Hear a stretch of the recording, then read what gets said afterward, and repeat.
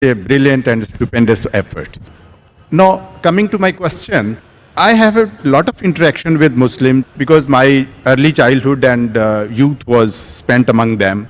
But one question has always been not really understood by me, the definition of Allah. Because to my mind and the way it has been given to me by my Muslim friends and acquaintances, that their definition of Allah basically is negation of other faiths and also non-acceptance of their definition of God as such. Your scholarship is very profound. I would like to be benefited by it. The brother asked a very good question, very important question, that he wants to know one thing which has been always in his mind: what is the definition of Allah in Islam? And the definition also includes many things which is negation, and it contradicts the definition of the other faiths. In fact, in Islam, the definition of Allah says what Allah is and also says what Allah is not. Besides knowing what God is, it is also important to know what God is not. So that if someone falsely claims that so-and-so is God, you can easily come to know this is a false claim. As far as the reply to what is the definition of Allah, the best reply that any Muslim can give you is from the Quran, from Surah Ikhlas, chapter number 112, verse number 1 to 4, which says, Kul huwallahu ahad. Say He is Allah one and only.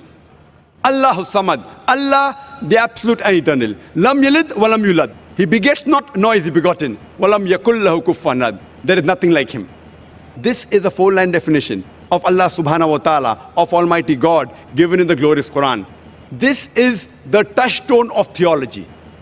It is the litmus test to identify any person says so-and-so candidate is God. If that candidate fits in this four-line definition, we Muslims have got no objection in accepting that candidate to be God. The first is, Qul huwallahu ahad. Says Allah one and only. Allahu samad. Allah, the absolute and eternal. Lam yalid walam yulad. He begets not, nor is he begotten. Walam yakul lahu kufuwan ahad. There is nothing like him. For example, I'll give you an example. There are some human beings who say that Bhagwan Rajneesh is God. During question and answer time, there was a Hindu brother who told me that we Hindus don't consider him to be God. I never said that the Hindus call Bhagwan Rajneesh to be God. There are many human beings who claim Bhagwan Rajneesh is God. Now I will give you a sample. Why do we use this negative also? Like say is Allah one and only is positive. Allahu samad, Allah the absolute eternal. Lam yalid walam yulad. He begets not, nor is he begotten. Why do we use this? Now we'll put this Bhagwan Rajneesh to test. The first test is, Qul huwallahu ahad. Says Allah one only. Was Bhagwan Rajneesh one and only? Was he the only man who has claimed divinity? There are hundreds who have claimed divinity, and in this country of ours, India, there are thousands of men who have claimed divinity. Thousands of people have said that they are God. He's not the only one. But Rajneesh Bhakt will say, no, Bhagwan Rajneesh is unique. So let's go to the next test. Allahu samad. Allah, the absolute and eternal. Was Rajneesh absolute and eternal? When we read his autobiography, we read there that Bhagwan Rajneesh, he was suffering from asthma, from diabetes mellitus, from chronic backache. Imagine Almighty God suffering from asthma, from diabetes mellitus, from chronic backache. The third test, Lam yalid walam yulad. He begets not, nor is begotten. We know Bhagwan Rajneesh, he was born in Madhya Pradesh, and he had a mother and father. And in 1981, he goes to America and takes thousands of Americans for a ride. And in the state of Oregon, he starts his new center known as Rajneeshpuram. Later on, the American government arrests him and puts him behind bars. Rajneesh alleges that the American government gave me slow poisoning. Imagine Almighty God being slow poisoned. And 1985, the American government kicks him out of the country. He comes back to India and goes back to the city of Pune. And there, he goes and restarts his center, which is today called as Osho Commune. And if you visit Osho Commune today, if you go to a samadhi, where his ashes have been kept after he died, it is mentioned over there on a samadhi, on a stone, Osho, Bhagwan Rajneesh, Osho, never born, never died, but visited the earth from the 11th of December, 1931 to the 19th of January, 1990.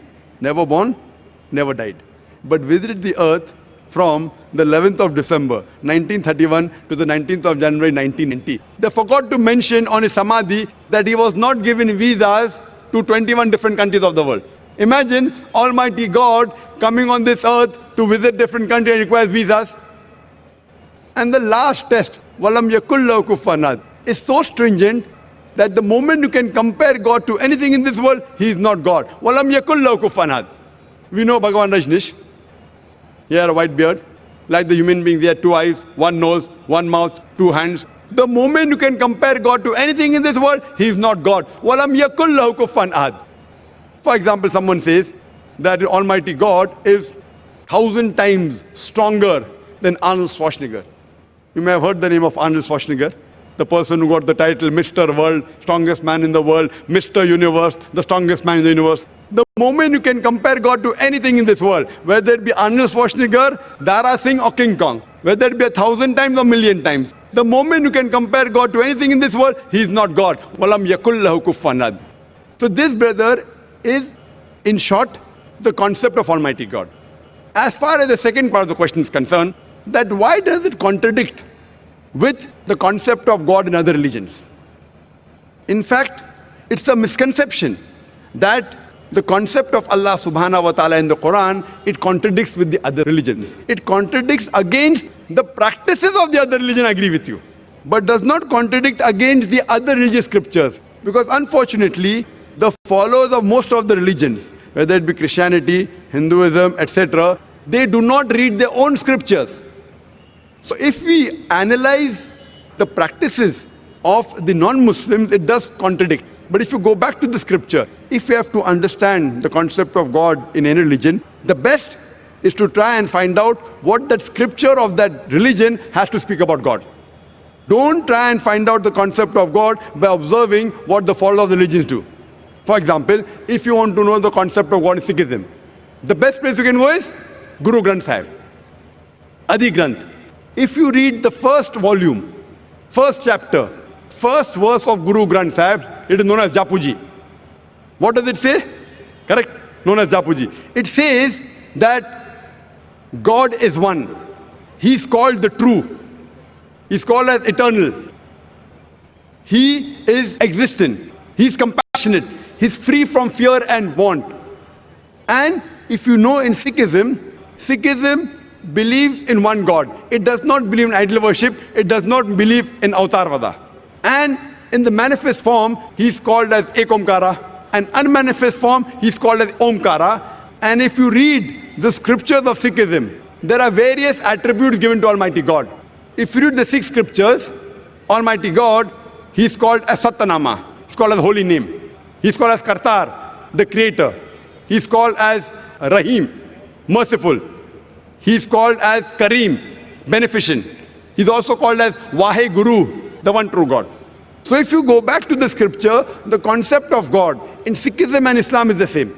Similarly, if you go to Hinduism, in Hinduism also, if you go back to the Hindu scriptures, it's clearly mentioned in the Upanishad, Chandogya Upanishad, chapter number 6, section number 2, verse number 1, Ekam Evidityam, God is only one without a second.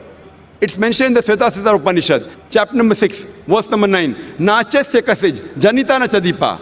Of that God, there are no parents. He has got no superior. He has got no Lord. It's mentioned in Svetasithar Upanishad, chapter number 4, verse number 19, as well as Yajurved, chapter number 32, verse number 3, Na Trasya Pratima Asti. Of that God, there is no Pratima.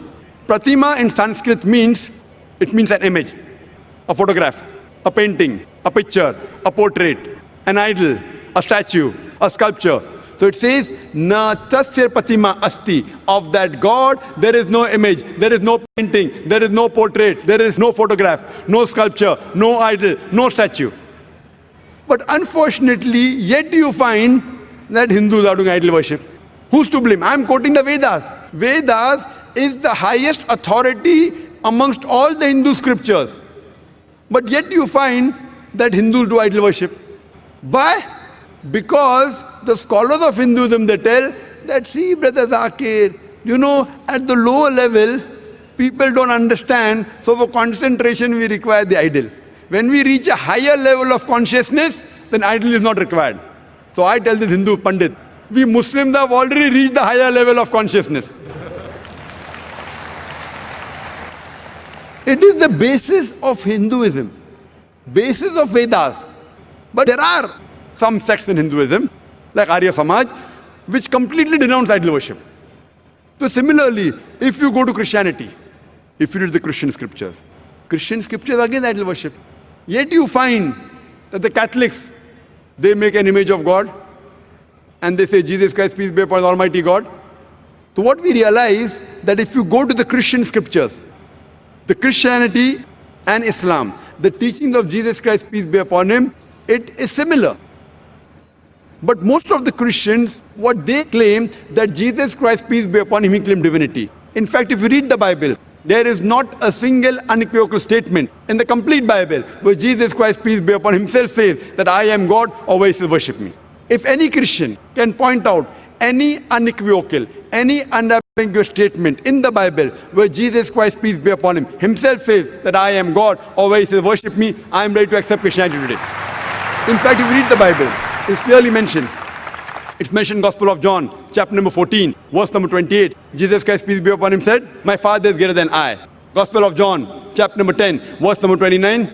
My Father is greater than all. Gospel of Matthew, chapter number 12, verse number 28. I cast out devils with the Spirit of God. Gospel of Luke, chapter number 11, verse number 20. I with the finger of God cast out devils. Gospel of John, chapter number 5, verse number 30. I can of my own self do nothing. As I hear, I judge, and my judgment is just. For I seek not my will, but the will of my Father. Anyone who says I seek not my will, the will of Almighty God, is a Muslim. So Jesus Christ, peace be upon him, he was a Muslim. He never claimed divinity. And it's clearly mentioned in the book of Acts, chapter number 2, verse number 22.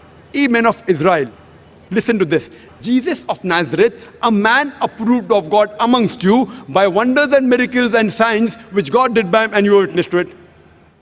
A man approved of God amongst you by wonders and miracles and signs which God did by him, and you were witness to it. So if you read the Bible, even in Judaism and Christianity, they believe in one God who has got no images. It's clearly mentioned in the book of Deuteronomy, chapter number 5, verse number 7 to 9. It says that thou shalt have no other God besides me. Thou shalt not make unto thee any graven image of anything, of any likeness in the heaven above, in the earth beneath, in the water beneath the earth. Thou shalt not bow down to them, nor serve them. For I, thy God, thy Lord, is a jealous God. For more details, you can listen to the talk of my son. Tomorrow my son at 3:45 is going to be a detailed talk. This was just highlights on the same topic, concept of God in major world religions. And you'll find out it is the same. We believe in one God who has got no images, and we worship him alone and no one else.